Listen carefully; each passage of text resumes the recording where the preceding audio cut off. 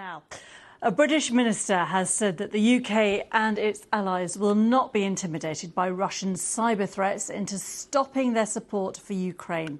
Addressing a NATO cyber defence conference in London, Cabinet Office Minister Pat McFadden called for allies to double down on their support for Kiev against President Putin and urged NATO members to work more closely together to stay ahead of what he called the new AI arms race. This is some of what he had to say. In the last year, both the Russian military and its unofficial army of cyber criminals and hacktivists have not just stepped up their attacks but widened their targets to a number of NATO members and partners. The aim is to gain a strategic advantage, to degrade the states that support Ukraine. And here in the UK, Russia has targeted our media, our telecoms, our political and democratic institutions and our energy infrastructure. Well, I'm joined now by Emily Taylor, CEO of the cyber intelligence company Oxford Information Labs. How worried do you think NATO members, the UK government and others are about cyber security right now, given there has been an apparent military increase in support, for example, for Ukraine from the UK and the US just last week? Well, Geeta, it's obviously a very tense moment. And with the escalation of the ground war in Ukraine, with the use of US and possibly UK-supplied missiles, the Kremlin will be considering how to retaliate. So Pat McFadden's speech has to be seen in that context. And the striking thing for me is his rebranding of Russian online aggression as cyber war. That feels intentional and raises the stakes for the Kremlin as it ponders its response. What sort of things constitute cyber war or cyber attacks? What could happen? What could people see?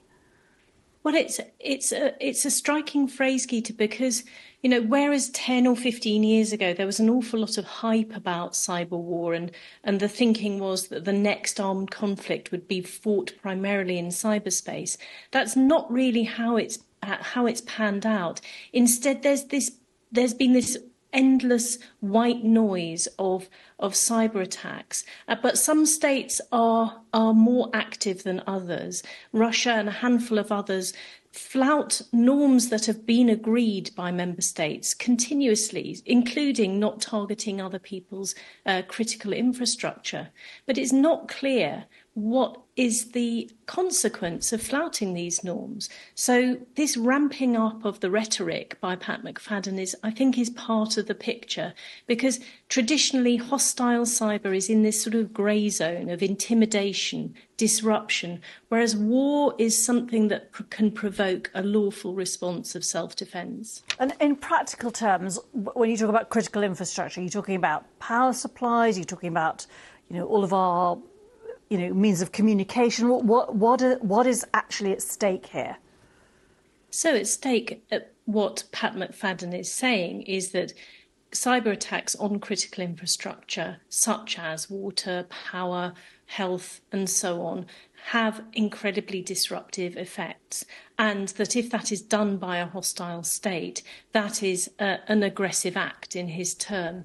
Now, it is difficult to sort of tread the line in the middle of, being prepared for these sort of attacks, which are a constant. The people operating critical infrastructure constantly have to contend with attempted espionage and breaches of this kind. It doesn't mean that the consequence is a total blackout. We've seen with a wave of cyber attacks in 2021, for example, that when oil pipelines were taken out, or even the Irish Health Service, there was huge disruption for a period and then recovery. And in terms of the amount of investment and protection that the UK government is putting in, is it enough compared with our allies or other states like China? Well, the UK is very capable in terms of its cybersecurity. We have the National Cybersecurity Centre, which was stood up in 2016 and has really worked with industry very closely to try to improve the basic levels of cybersecurity. part of the announcements today from Pat McFadden was of a new AI lab to really working with Oxford University, the Alan Turing Institute and others, and the government investing £8 million or so in that new institution. But compared to the investment of, say, the US, which is spending an estimated $2 billion on AI defence, this really isn't in the same order of magnitude in terms of investment. Emily Taylor from Oxford Information Labs, many thanks.